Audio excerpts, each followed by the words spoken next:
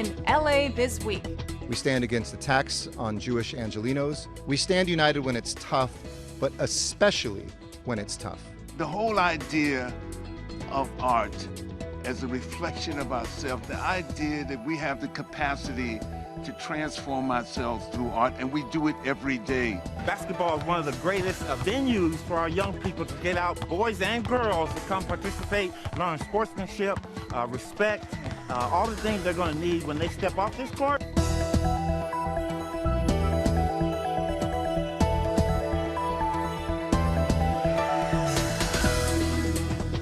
Hello everyone, I'm Natalia Bilbao, and here's what's happening in LA this week. Council President Nuri Martinez was joined by Mayor Eric Garcetti in the launch of a new initiative that helps young students get a jump on college tuition. Opportunity LA provides first graders with funded savings accounts and a hopeful eye on the future. Take a look. As a government, we need to continue to step up, not only to do what's right and to meet the needs of families and keep them stable, but we want to create the ability for the next generation to have access to greater opportunities. That is why I'm so proud to announce the launch of Opportunity LA. Opportunity LA will automatically enroll first graders to receive a savings account through Citibank with a $50 seed deposit to help them get started on their saving for the future. You see, this is an investment and a vision. To not just say you're important, but to prove it by putting the resources and the pathway in all our zip codes for all of our people. This is about racial justice. This is about economic opportunity. This is about a stronger economy. And yes, emerging from this pandemic, not just with hope on the horizon, but finally in our hands. Parents want the best for their children, but often lack the resources and information to begin the college planning process early. Parents understand the why. They know why it's important to build a savings, but often struggle with the how. How or where do I begin? This program is the start of that planning process. This was one of my first initiatives that I worked on when I got elected back in 2015. And we knew that it was going to be difficult. We pieced it together, and now people see it today and they realize that this is what's going to uplift our communities. This is a crime prevention program. This is a homeless prevention program, because for every young child that goes to college and lives a better future, it is one less person on the street. Mayor Garcetti also took part in a press conference condemning a new wave of attacks against another LA community. Anger against the Jewish community in Los Angeles has seen an unexpected spike following the rise of tensions between Palestine and Israel. And those heated tensions have bred a rash of random violence in the City of Angels. City officials, including City Attorney Mike Feuer and Council Member Paul Koretz, were also on hand to make clear that LA won't stand for it. This is a moment to make clear that Los Angeles stands against anti-Semitism. We stand against attacks on Jewish Angelenos. We stand against the ideas that Jews should be singled out and attacked because of who they are. And it mirrors what we have done too many times together when we've stood up against Islamophobia or racism, against hate directed towards our LGBTQ community, anybody, for who they are, what they look like, who they love, or how they worship God. We stand united when it's tough, but especially when it's tough. I want to start by strongly condemning the attacks against the Jewish community that we've seen take place over the past 2 days.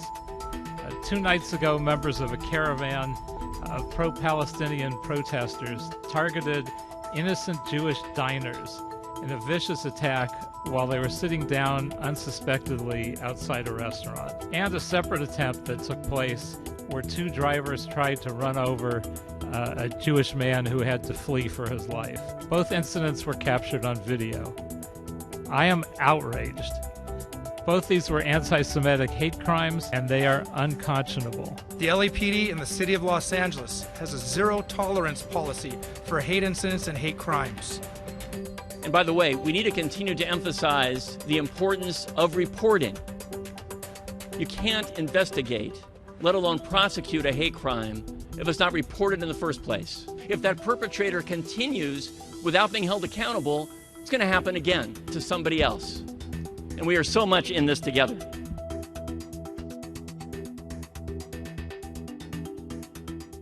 The tax filing deadline for 2021 has officially passed, but many of us still haven't filed. Well, the folks over at Free Tax Prep LA want to encourage residents to go ahead and file anyway, because if you don't file a return, you may be leaving money on the table. Take a look.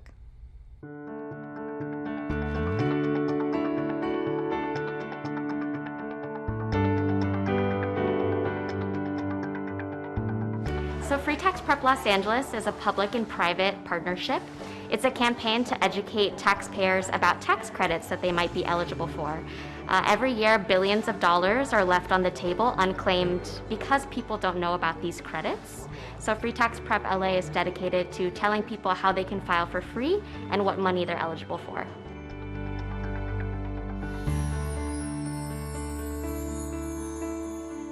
Pueden pedir una extensión, si ellos creen que deben, pueden pedir una extensión, y si no deben, todavía tienen tiempo para hacer los taxes hasta octubre 15. Pueden, si todavía no tienen un número de seguro social válido, pueden aplicar por un número de identificación personal del contribuyente, o ITIN por sus siglas en inglés, para que empiecen a hacer sus taxes cada año.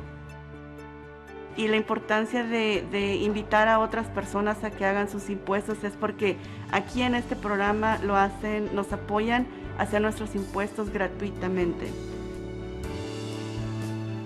You can learn more about Free Tax Prep LA at our website, www.freetaxprepla.com.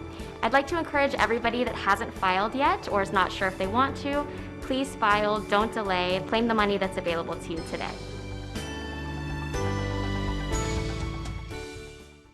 A community cleanup spanning 5 historically Asian American neighborhoods brought volunteers and officials together from all across the city. The goal of the event was to pick up litter and raise awareness for Asian Pacific American heritage. Check this out.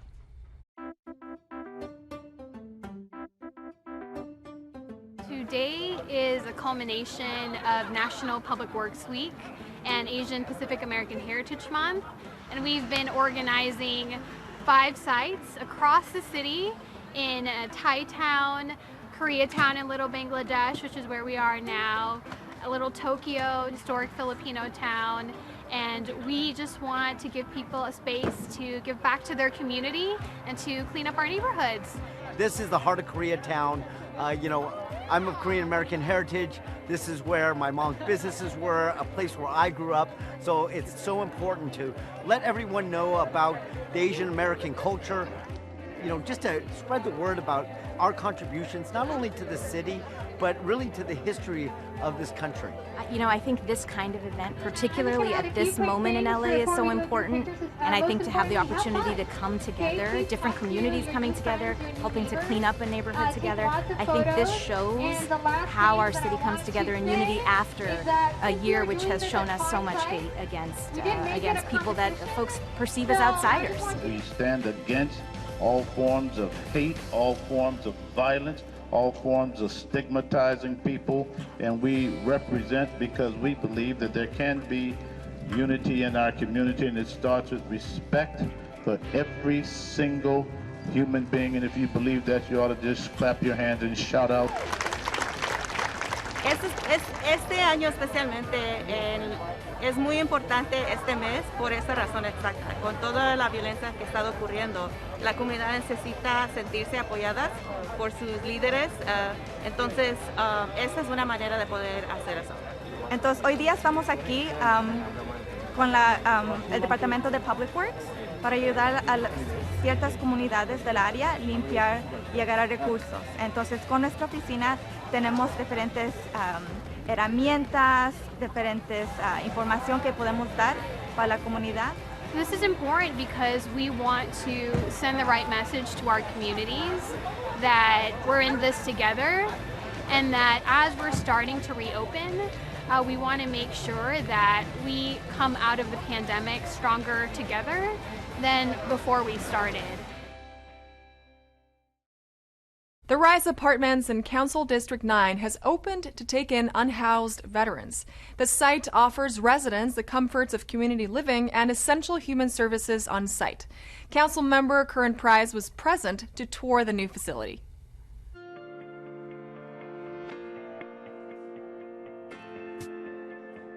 We're here at the Rise Apartments. This is an exciting project for our homeless neighbors who happen to be veterans. It's a real extraordinary demonstration of how we're serious about providing not just housing, but really services and an environment that's going to encourage individuals. This site will have 3 on-site case managers. 2 will be from the VA and 1 will be from SRO Housing Corporation. These 3 will provide supportive services to address the residents' needs and ensure they remain housed. There's more to this than making money, right? Much more to it than making money. And when it becomes your life's work, right, it is incredibly gratifying to be able to bring somebody off the streets, put them in a home, and have them feel that change of life. You need a home so you can stand up again on your feet. You need an address so you can mail it and get a job and get a check. This is what we're doing. We're bringing back dignity. We're hoping to change lives. So I say, don't believe in the perception. Come see with your own eyes.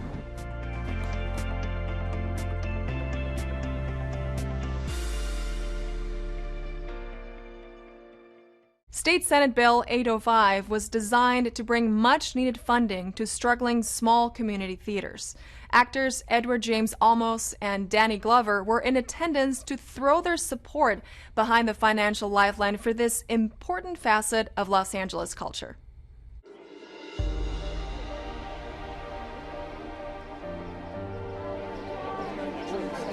SB 805 really is a lifeline to some of our smallest community theaters that have been struggling this past year. And just in general, the arts are underfunded in California. So this bill is going to bring much needed funding to those community theaters that right now may close their doors. Nonprofit small theaters are the key to existence of acting, of our art form. That's where we all begin. The whole idea of art as a reflection of ourselves, the idea that we have the capacity to transform ourselves through art, and we do it every day. De este movimiento de SB 805 es que va a traer el apoyo para muchos teatros, porque sin ese apoyo no vamos a poder continuar haciendo el trabajo que hacemos. Nosotros hacemos más que entretenimiento, damos oportunidades a actores, también educamos a la juventud y le damos esperanza. Por eso estamos aquí, porque necesitamos el apoyo del Estado. And these stages is where we can risk ourselves to succeed and fail. So support these theaters that are trying to give us an opportunity to have a voice.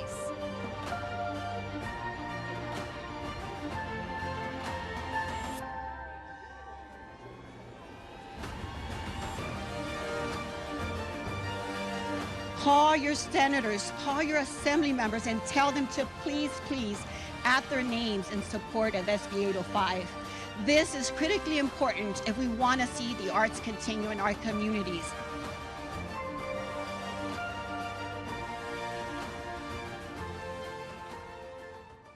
North Hollywood High School wins the National Science Bowl.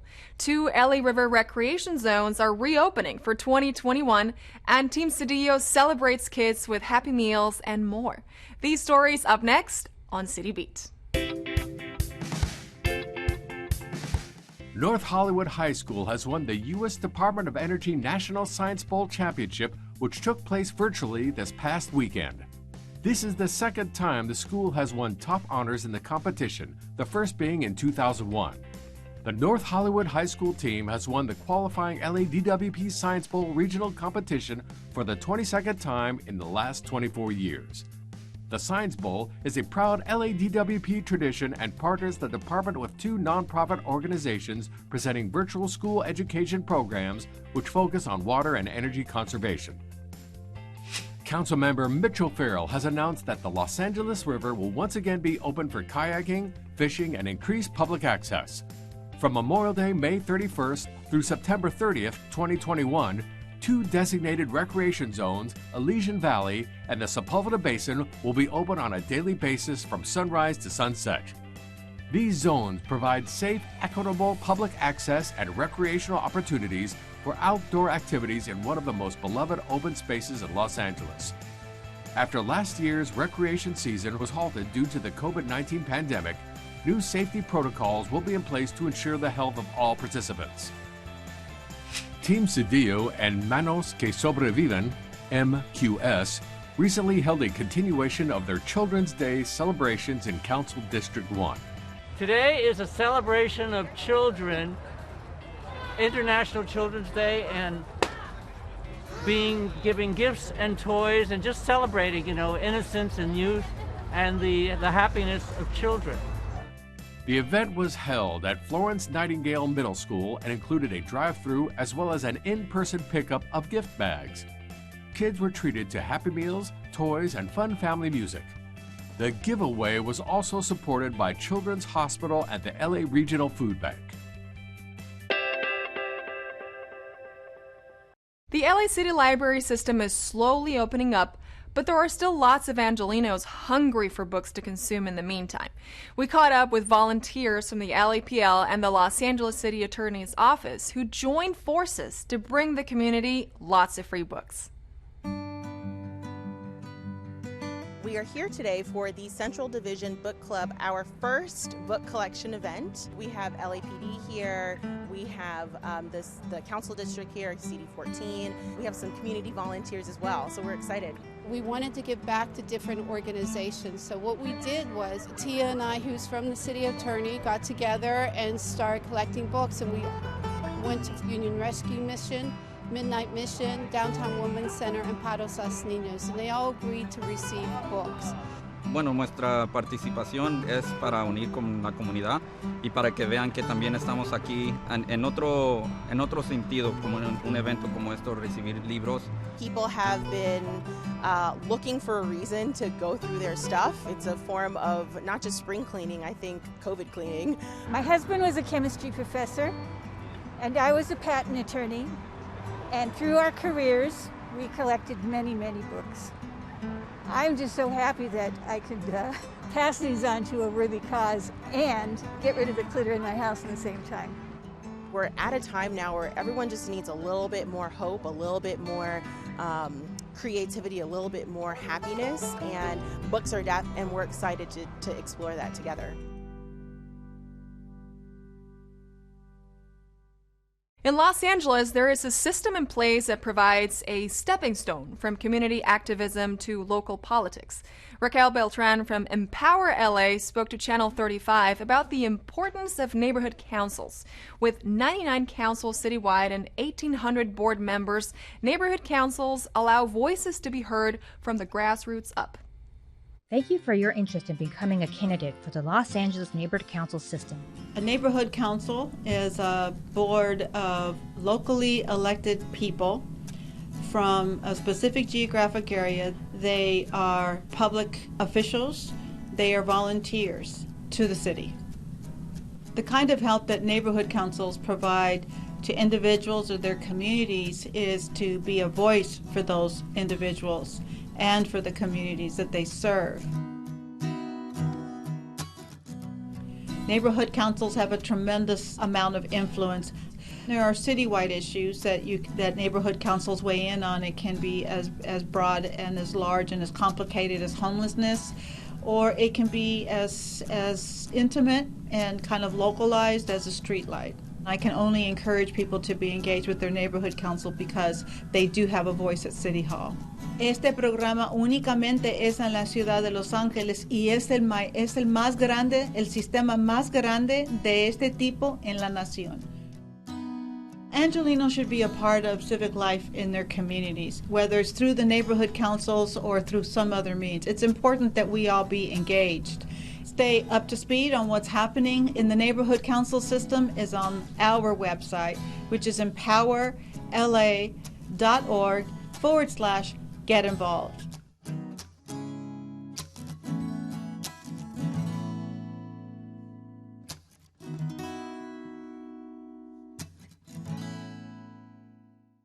In Council District 14, Councilmember Kevin DeLeon cut the ribbon on a community playground that has been newly deemed safe for kids to play.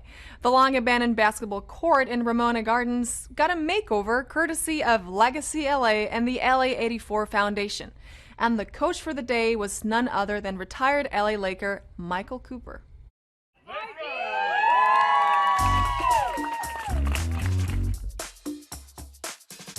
We're at the Henry Alvarez Memorial Park, dedicating this park to the young people in the community. Basketball is one of the greatest venues for our young people to get out, boys and girls, to come participate, learn sportsmanship, respect, all the things they're going to need when they step off this court to get it done. This basketball court was a dream for the community youth at Legacy LA who had this vision of transforming this abandoned basketball court into a really nice place to play. Antes de recibir la beca de LA84 y de los jugadores del NBA, esta cancha estaba abandonada y no estaba como buena para que los jóvenes vinieran a jugar. Entonces, con la beca que recibimos, podemos rehabilitarla para que los jóvenes tengan un lugar sano para que puedan venir a jugar básquetbol. There's a lack of access and opportunity for kids in the communities that we serve. And this is about really raising awareness, particularly coming out of COVID-19 where kids have been socially isolated in home confinement. Their physical health is important, but their mental health is important. And so we're really about meeting kids where they are. Whether we come from Mona Gardens, Ball Heights, or somewhere else, we are proud of who we are and we're proud of where we come from because we deserve good things. I would like to say thank you because I'm having a lot of fun and I can see that everybody else is having fun as well. And just thank you. COVID-19 has made visiting public spaces like museums impossible for quite some time. But over the past year, there have been many creative minds that have figured out how to work around the problem. The LA Public Library, the Library Foundation of LA, and the Huntington have joined forces to bring a wraparound exhibit to LA's Chinatown community. As the Director of Special Projects, I have the opportunity to work on exhibitions, programming, special ways of engaging the different communities that the library serves. This is a unique project because it was done and produced during the pandemic, so we had all the new restrictions to deal with there, and we really wanted to find a way of bringing the collections that we have of our institutions back out into the city and into the Chinatown community, since it wasn't possible to have people coming to our physical locations. As curator of Pacific Rim Collections, I oversee a collection related to the history of the Pacific Rim, especially when it comes to Chinese American history. We wanted an opportunity for us to bring the archives from our respective institutions at the Huntington and at the Los Angeles Public Library and bring those archives into Chinatown. And so when we saw this empty lot, we came up with the idea of, oh, maybe we can perhaps showcase a collection here by wrapping a banner around this empty lot. The themes that the exhibit is broken down into, such as exclusion, resilience, opportunity, these are really the themes that kept coming back to us as we were looking through these stories and the materials that we collected through the interviews and going back through the archives. Part of our mission here is to try to get more people to come to Chinatown and learn more about their amazing chapter in history, about the Chinese struggle in establishing this very special community here in the 1930s, and to learn more about what was there before 1930s when there was another old Chinatown that doesn't exist today, that was demolished in the 1930s and the 1940s to make way for many civic projects such as Union Station. It's just been so amazing to learn what it took to make this place a reality. In the 1930s, Chinese people in America faced extreme discrimination. They were not able to become citizens. They were not able to legally own property. So the fact that they could pool their resources and their energy and obtain this plot of land and build such an inviting and beautiful development to bring some more positive attention to their community, business opportunities, and improve their way of life. We are just part of this American story here, and we wanted to be part of this community to contribute to this nation and to make it a better place.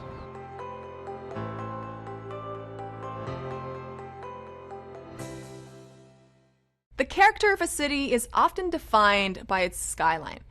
but a major part of that design is not only the buildings, but the lights within them. In our featured story this week, Channel 35's Maria Hallbrown sits down with the Bureau of Street Lighting's new director, Miguel Sangalang. The new director was eager to discuss historic accomplishments and new goals for illuminating the City of Angels.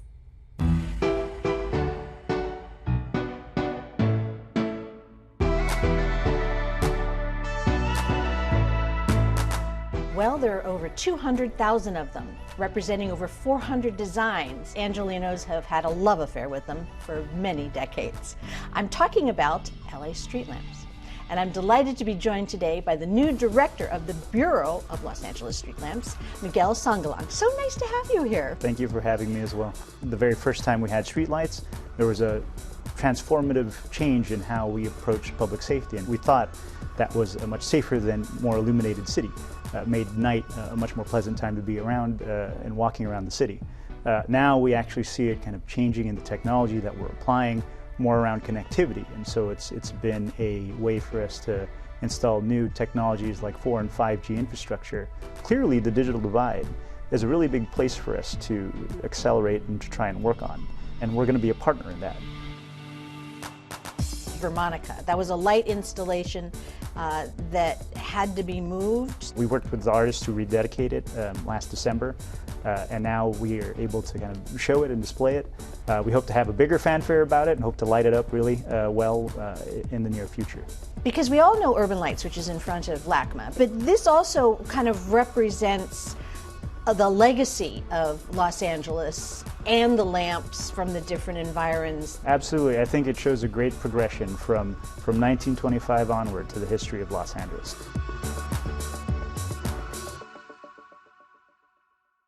Learn how to do your part for wildlife preservation. Send your best music track around the Songwriters Circle, or brush up on e-media with your abuela. All this up next on Things to Do.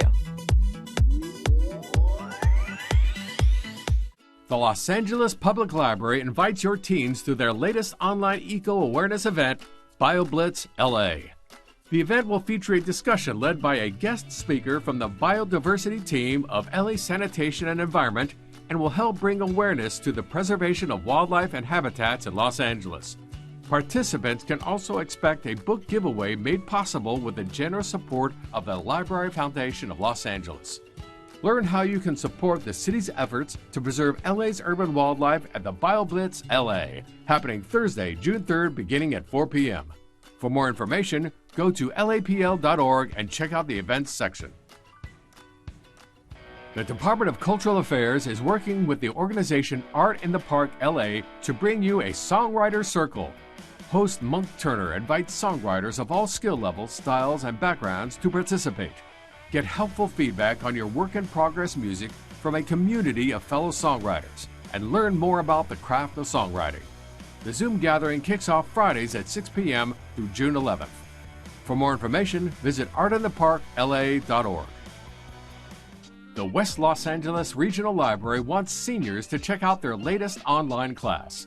E-Media Q&A is a program designed to help older Angelinos navigate the crazy arena of electronic media. Do you have questions about ebooks, trying to watch movies online, or are you interested in reading the New York or LA Times for free?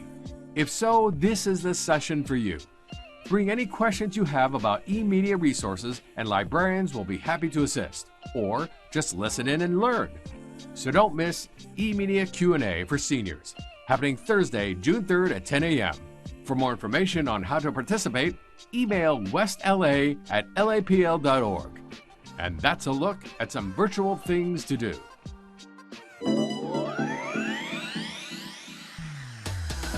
That's it for this edition. I am Natalia Bilbao, and from all of us here at LA This Week, thank you so much for joining us.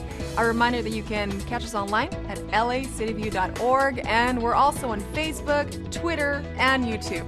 See you next time for more LA This Week.